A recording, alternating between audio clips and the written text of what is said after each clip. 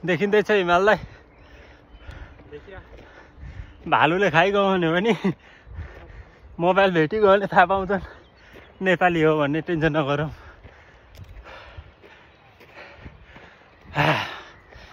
उकालो त बा ल आइयो रोमानियाको जङ्गल। हामी बस्ने ठाउँ त्यही हो। आज जङ्गल छिरेको।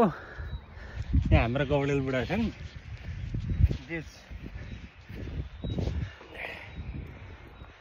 यही हो। तर लास्टै गलियो उकालो चढ्दा।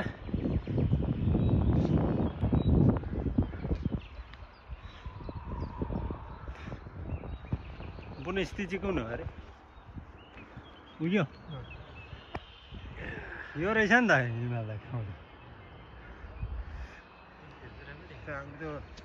पुल तरेर यता आउँछौ नि त्यही भएको छ नि।